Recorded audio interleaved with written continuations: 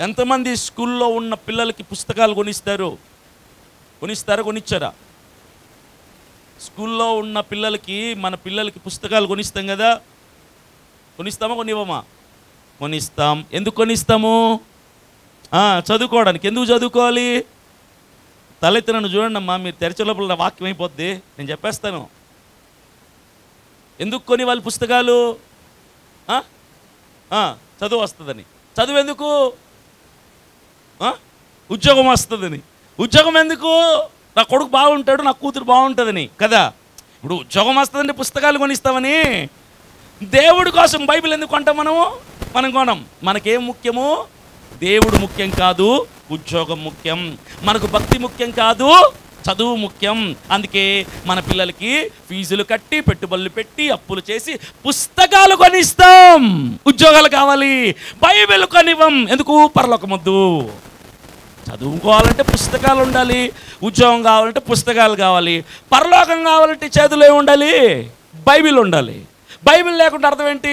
నాకు పరలోకం వద్దులే అని అర్థం. ఇండైరెక్ట్గా దేవునికి పరలోకం వద్దులే ప్రభా నా కొడుక్కి, పరలోకం వద్దులే ప్రభా నా కూతురికి, పరలోకం వద్దులే ప్రభా చదివిస్తే చాలు. అందుకే బుక్కులు కొన్నాను నేను, బైబిల్ కొనలా.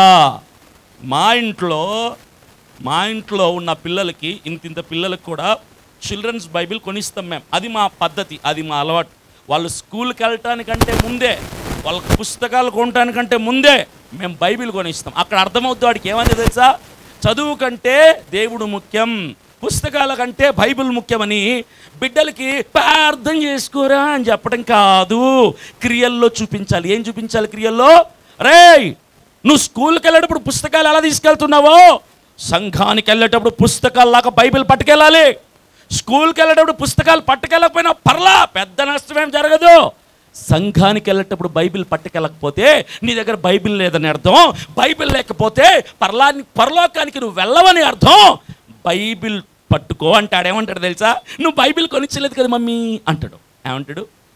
నువ్వు బైబిల్ కొనిచ్చలేదు కదా డాడీ అంటాడు. పరువు పోయేదెవరికి? అమ్మ నాన్నలకే కదా, అమ్మ నాన్నలకే ఫైనల్. కాబట్టి మన బిడ్డలు బాగుపడాలి అంటే విధానాలు నేర్పించాలి, మనం చూపిస్తే నేర్చుకుంటాం.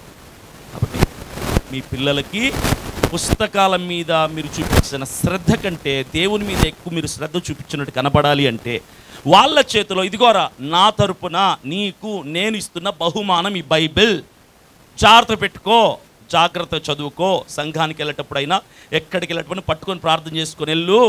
అది బైబిల్కి ఇవ్వాల్సిన ప్రాధాన్యత అని క్రైస్తవులు తమ బిడ్డలకి నేర్పిస్తే రానున్న భావి తరాలు బాగుంటాయి.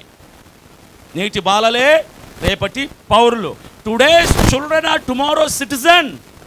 నేర్పిస్తున్న వాళ్ళకి ఒక భక్తి శ్రద్ధలు తప్ప అన్ని నేర్పిస్తున్నాం. లోకం లోకం లోకం లోకం, పుస్తకాలు, చదువులు, ఉద్యోగాలే వస్తాయి.